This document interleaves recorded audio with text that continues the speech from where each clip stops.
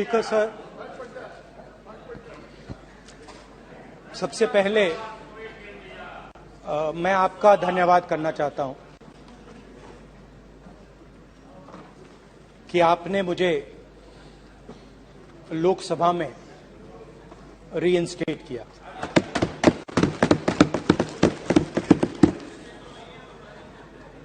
और पिछली बार जब मैं बोला तो शायद मैंने आपको थोड़ा कष्ट भी पहुंचाया, क्योंकि मैंने इतनी जोरों से अदानी जी पे फोकस किया कि जो आपके सीनियर नेता हैं शायद उनको थोड़ा कष्ट हुआ। तो वो जो उनको कष्ट हुआ,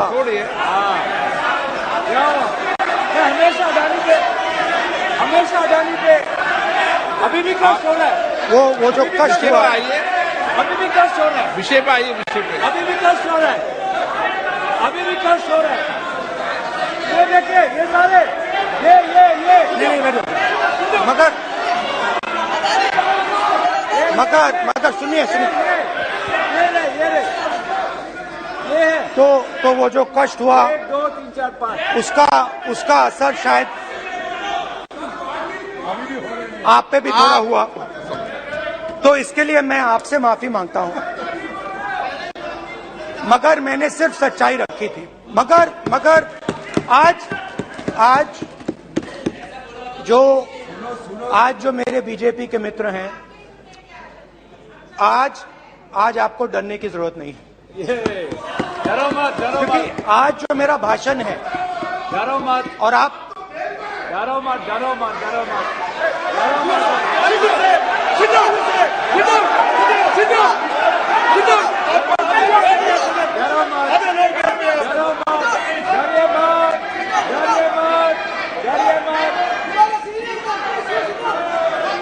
स्पीकर सर, अरे बैठे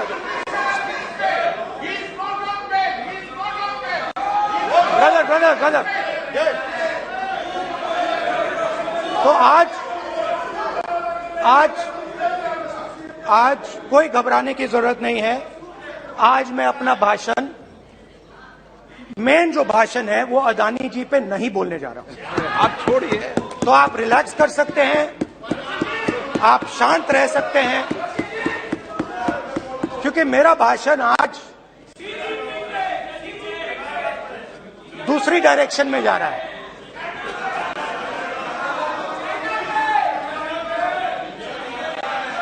रूमी ने कहा था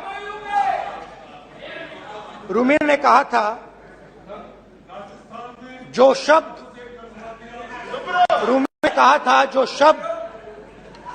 दिल से आते हैं वो शब्द दिल में जाते हैं। तो आज मैं दिमाग से नहीं बोलना चाह रहा हूं, मैं दिल से बोलना चाह रहा हूं।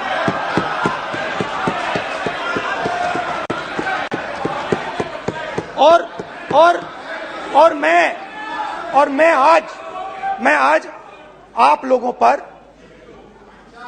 इतना आक्रमण नहीं करूंगा। मतलब एक दो गोले जरूर मारूंगा, मगर इतना नहीं मारूंगा। तो आप रिलैक्स कर सकते हैं। डरिए मत।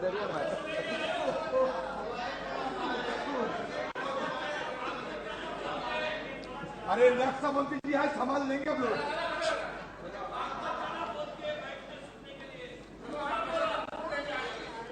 पिछले साल 130 दिन के लिए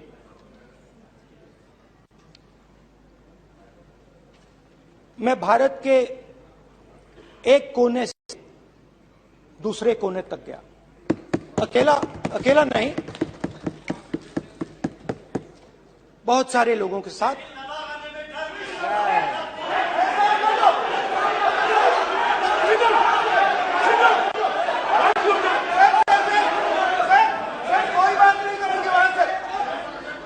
सर, ये हमारा टाइम खत्म करने का साजिश है।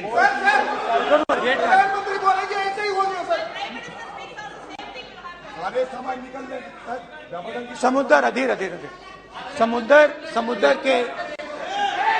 समुद्र के तट से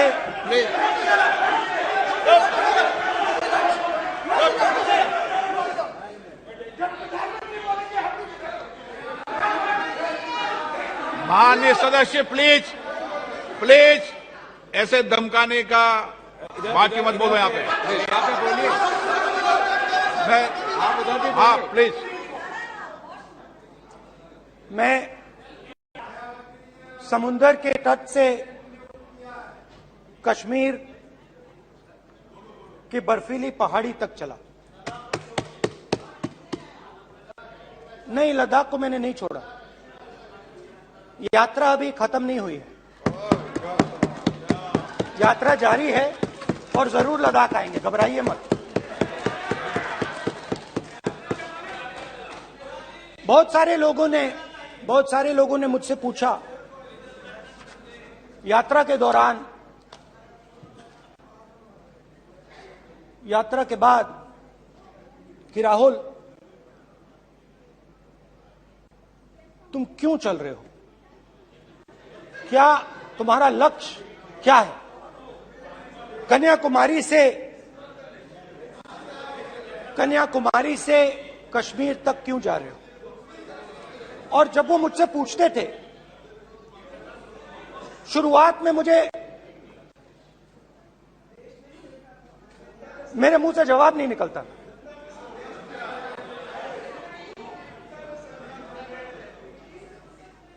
शायद मुझे ही नहीं मालूम था कि मैंने ये यात्रा क्यों शुरू की। जब मैं कन्याकुमारी से शुरू हुआ, मैं सोच रहा था मैं हिंदुस्तान को देखना चाहता हूं, समझना चाहता हूं, लोगों के बीच में जाना चाहता हूं, मगर गहराई से मुझे मालूम नहीं था।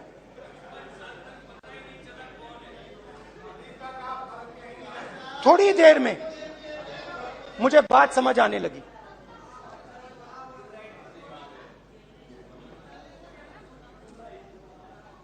जिस चीज से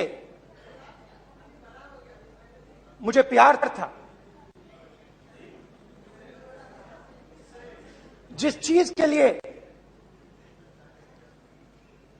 मैं मरने को तैयार हूं, जिस चीज के लिए मैं मोदी जी की जेलों में जाने को तैयार हूं, जिस चीज के लिए मैंने 10 साल हर रोज गाली खाई, उस चीज को मैं समझना चाहता था। ये है क्या जिसने मेरे दिल को इतनी। भाई आप रनिंग कमेंट्री बंद करो, नहीं तो हम भी चालू करेंगे। सुनने का धैर्य रखो। जिस चीज ने मेरे दिल को इतनी मजबूती से पकड़ रखा था, उसको मैं समझना चाहता। शुरुआत में जैसे मैंने शुरू किया, सालों से मैं हर रोज 8-10 किलोमीटर दौड़ता हूं। तो मेरे दिमाग में था कि अगर मैं 10 किलोमीटर दौड़ सकता हूं तो 25 किलोमीटर चलने का क्या मतलब, कोई बड़ी बात नहीं है। ये मैंने सोचा था। आज मैं उस भावना को देखूं तो वो अहंकार था कि मैं ये कर सकता हूं, ये कुछ नहीं है। तो मेरे दिल में उस समय अहंकार था।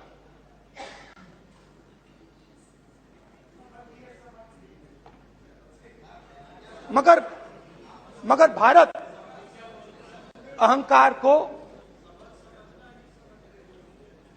एकदम मिटा देता है, 1 सेकंड में मिटा देता है। तो हुआ क्या, 2-3 दिन में मेरे घुटने में दर्द शुरू हो गया।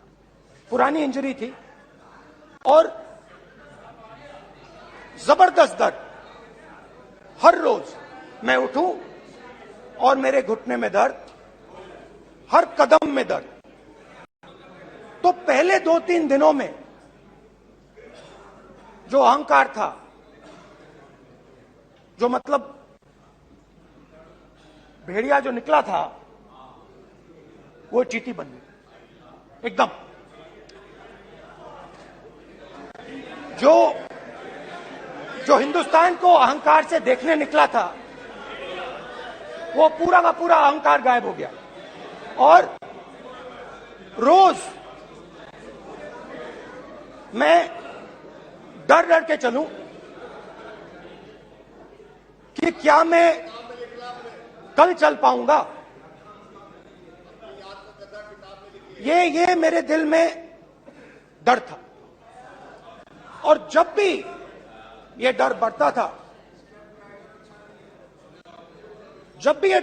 था, कहीं ना कहीं से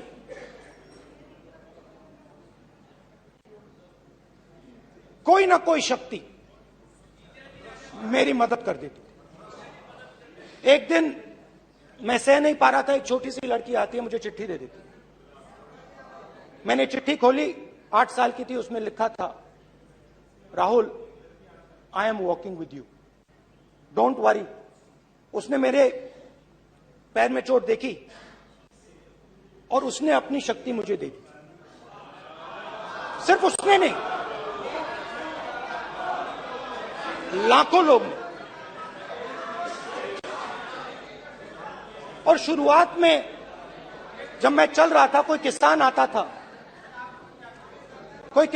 था, मैं एकदम पहले उसको अपनी बात बताता था कि आपको ये करना चाहिए, आपको इस प्रकार से काम करना चाहिए।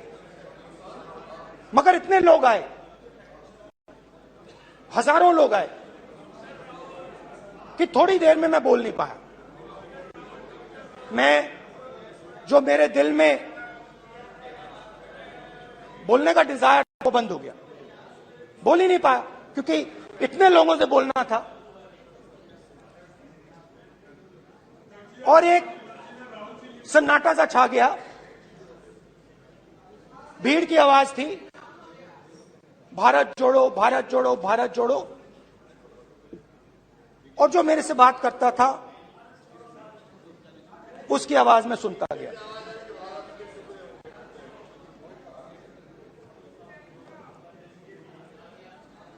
हर रोज सुबह 6 बजे से रात 7-8 बजे तक आम आदमी, गरीब, अमीर, बिजनेसमैन, किसान, मजदूर, सबकी आवाज।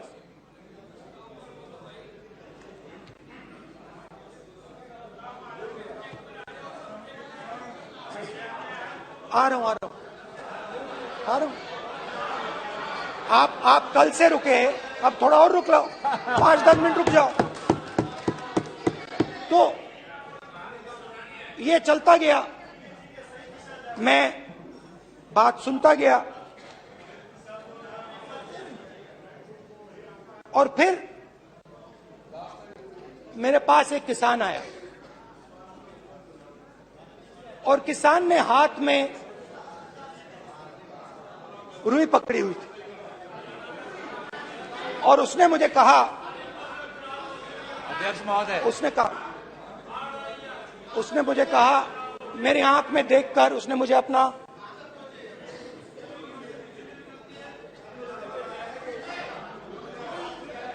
वो रुई का बंडल दिया, और उसने कहा, राहुल जी,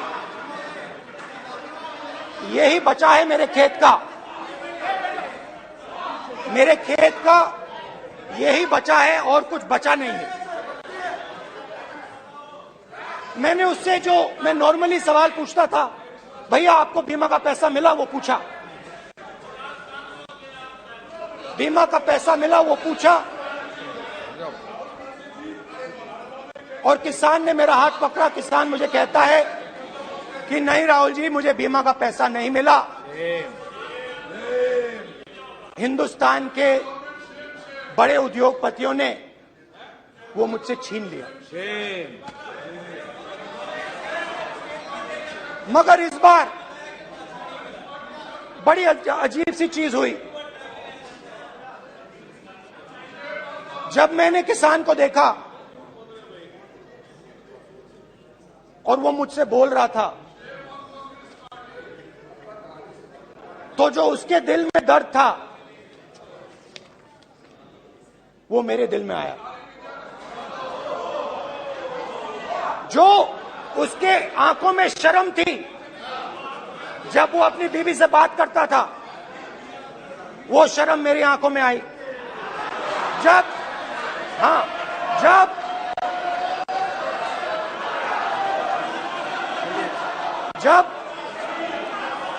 उसकी जो भूख थी वो मुझे समझ आई। और उसके बाद यात्रा बिल्कुल बदल गई। मुझे भीड़ की आवाज नहीं सुनाई देती थी, मुझे सिर्फ उस व्यक्ति की आवाज सुनाई देती थी जो मेरे साथ बात कर रहा था। उसका दर्द,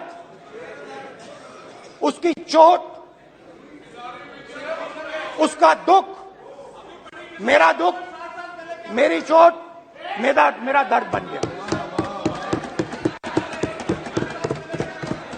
समझने की कोशिश करो।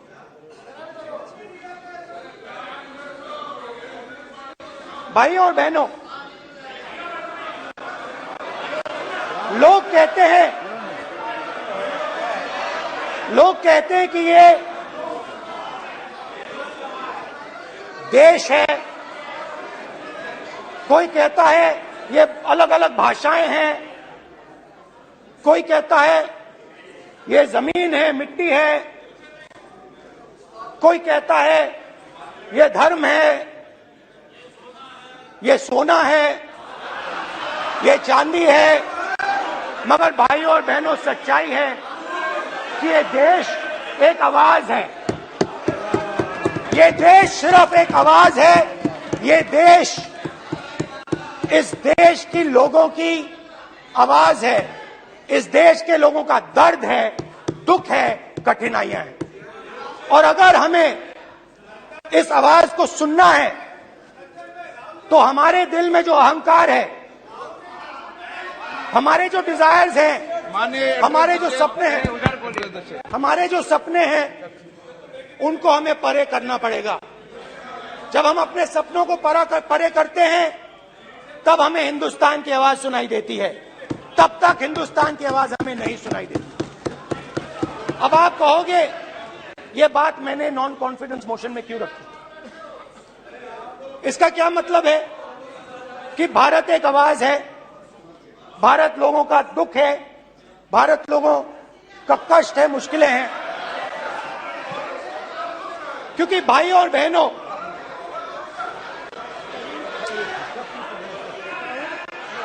अध्यक्ष महोदय, अब पूरा सूद समेत जवाब तुमको मिलेगा। फिर पूरा सूद समेत जवाब देंगे सर।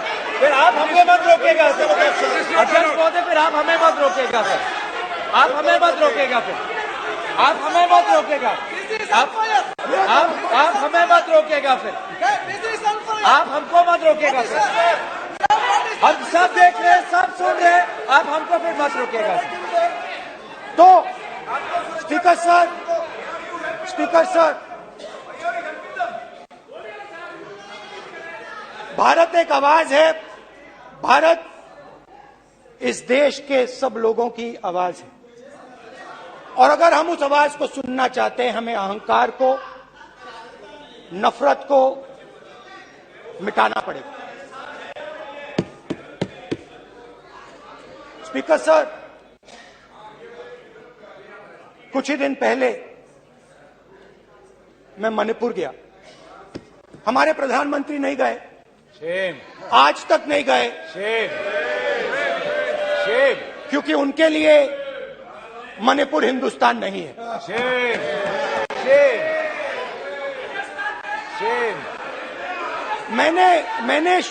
मैंने मणिपुर शब्द प्रयोग किया, मगर आज की सच्चाई यह है कि मणिपुर नहीं बचा है। मणिपुर को आपने दो भाग में कर दिया है। मणिपुर को आपने बांट दिया है, तोड़ दिया है। मैं मणिपुर में रिलीफ कैंप्स में गया। रिलीफ कैंप में आज जा रहा हूं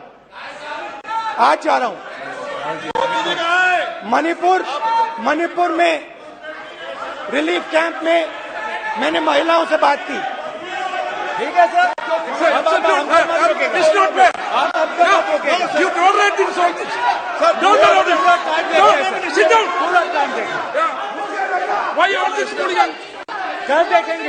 कल देखेंगे बात नहीं करेंगे सर, प्रधानमंत्री की बात नहीं करेंगे सर ऐसे।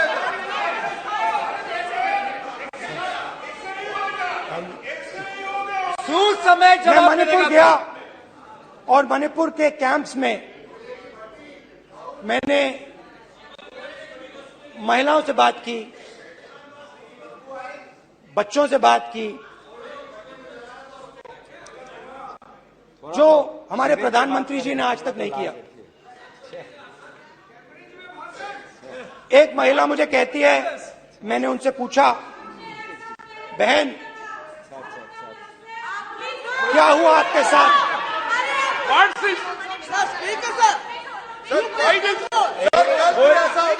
एक मंत्री बोल रहे हैं, एक मंत्री खड़े होके बोल रहे हैं, एक मंत्री खड़े होके ऐसे कर रहे हैं, एक मंत्री खड़े होंगे तो पूरे सांसद खड़े होंगे यहाँ पे, पूरे सांसद खड़े होंगे यहाँ पे, बैठे नहीं है चुपचाप करिए, पूरे सब खड़े होंगे, पूरे सब खड़े होंगे।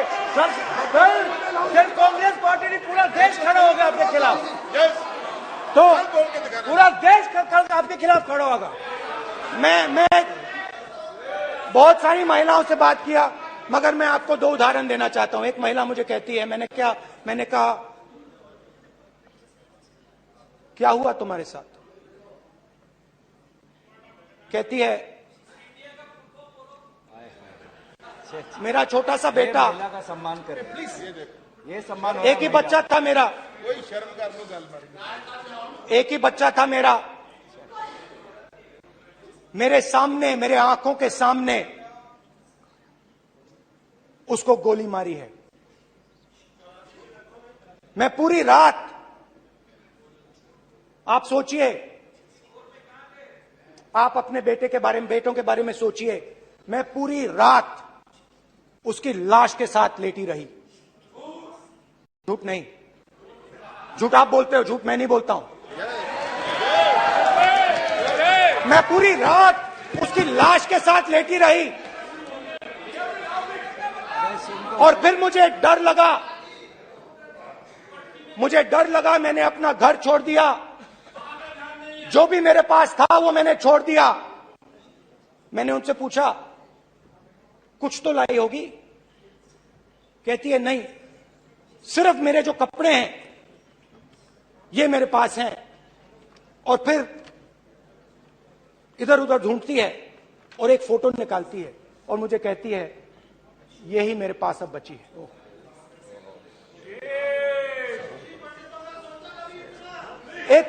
एक और उदाहरण, दूसरे कैंप में मैं, एक महिला मेरे सामने आती है, मैं उससे पूछता हूं, तुम्हारे साथ क्या हुआ? क्या हुआ तुम्हारे साथ? और जैसे ही मैंने ये सवाल पूछा,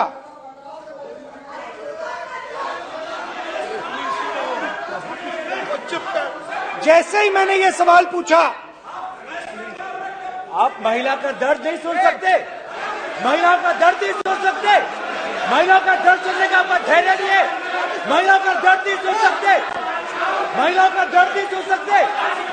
जैसे ही मैंने उससे ये सवाल पूछा, बैठो, जैसे सर, जी सर,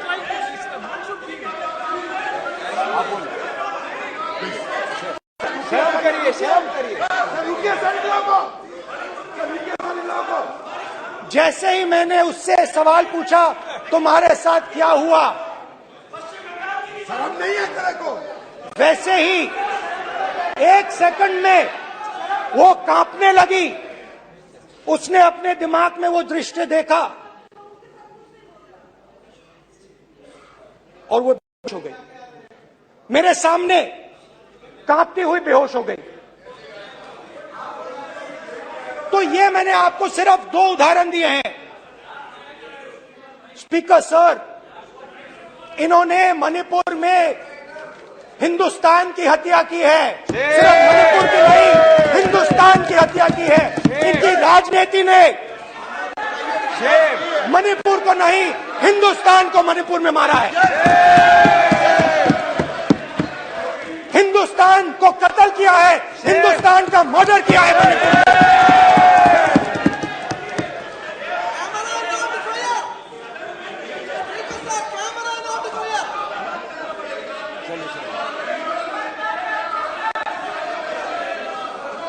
अरे 2 भाग किए हैं, शराब करिए जी।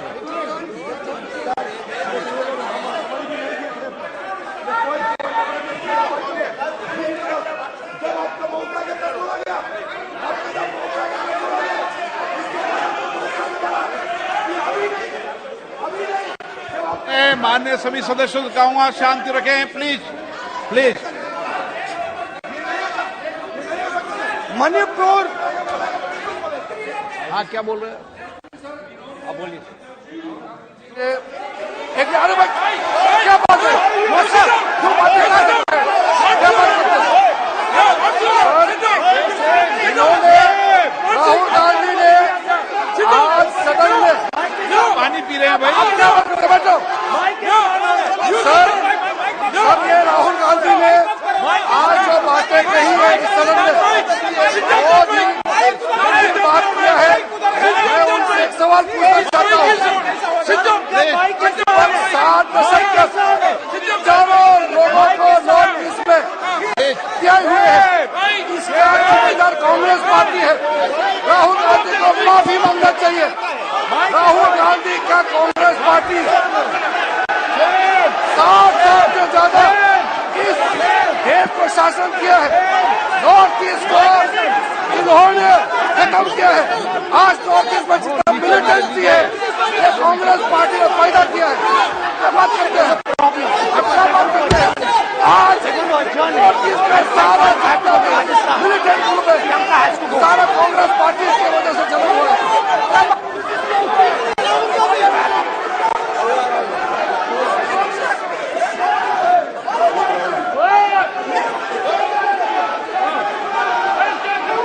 ओके, बैक, आजा, बैक, हेमंत, सबको पीछे ले आओ। बैक,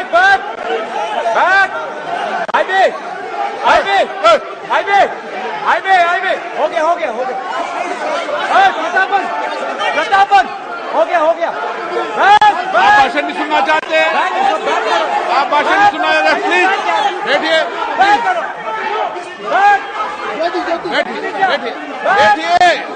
प्लीज बैठिए, प्लीज बैठिए, चलिए।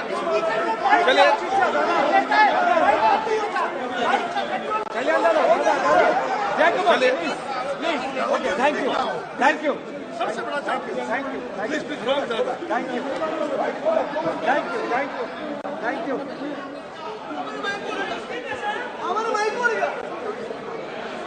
एक मिनट बैठिए, एक मिनट प्लीज बैठिए,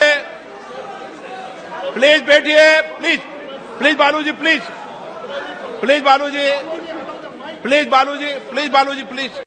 एक मिनट प्लीज बैठिए। माननीय सदस्यगण, ऐसे नहीं सकते। जिस तरीके का व्यवहार आप टेबल पर आकर कर रहे हैं, इस तरीके से सदन नहीं चलेगा। ये तरीका ठीक नहीं है। जब मैंने किसी को कहा है तो कहा है, ऐसे सदन नहीं चलेगा। आप सदन नहीं चलाना चाहते, अलग बात है। अब अपनी बात कहिए, गलत तरीका ये। नो, ऐसे सदन चलने वाला नहीं है। जो माननीय सदस्य टेबल पर आए उनके खिलाफ कार्रवाई होगी। प्लीज बैठिए, आप भी बैठिए। माननीय मंत्री जी, भारत माननीय मंत्री जी प्लीज भारत बैठिए। भारत सदन है, माता प्लीज बैठिए, भारत माता प्लीज बैठिए। Please brother. मैं बहुत शांति से सुन रहा हूं। इसका तरीका ये नहीं है उचित हो कि आप टेबल पर आए। नहीं, गलत तरीका ये।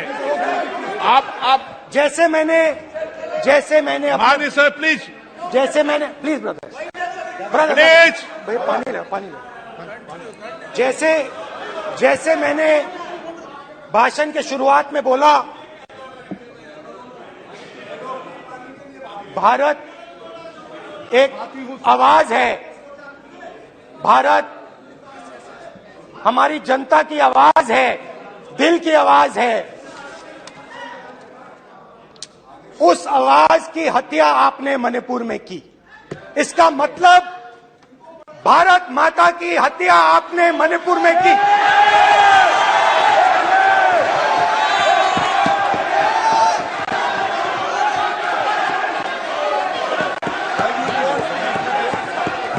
भारत माता को आपने मणिपुर के लोगों के मारा। आपने मणिपुर के लोगों को मारकर भारत की हत्या की है। आप देशद्रोही हो, आप देशभक्त नहीं हो, आप देश प्रेमी नहीं हो, आप देशद्रोही हो। आपने देश की हत्या मणिपुर में की। प्लीज एक मिनट, प्लीज बैठिए, प्लीज बैठिए। अब सवाल आप उठता है, बैठना चाहते नहीं बैठना चाहते?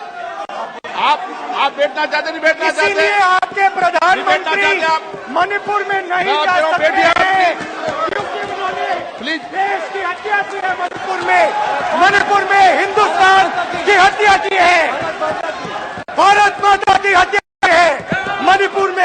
मणिपुर के लोगों के दिल में। प्लीज एक मिनट बैठिए। आप तो सवाल उठता है, एक मिनट बैठिए। एक मिनट आप भी विराजे। आप भी विराजो। आप बैठिए सही। नहीं बैठिए, रहने दो। आप बैठिए आप प्लीज बैठिए। आप प्लीज आप बोल रहे फिर।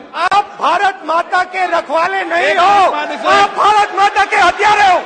प्लीज माननीय सदस्य, प्लीज माननीय सदस्य, प्लीज।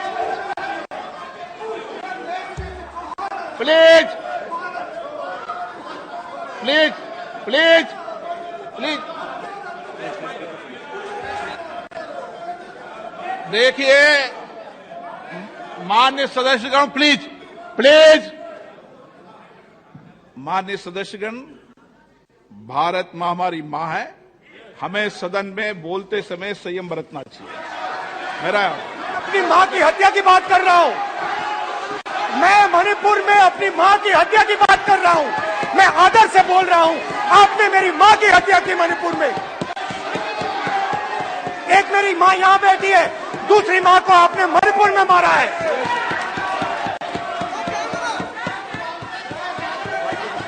और हर रोज जब तक आप हिंसा को बंद नहीं करोगे, तब तक आप मेरी मां की हत्या कर रहे हो। हिंदुस्तान की सेना मणिपुर में एक दिन में शांति ला सकती है। हिंदुस्तान की सेना का प्रयोग नहीं कर रहे हो, क्योंकि आप हिंदुस्तान को मणिपुर में मारना चाहते हो।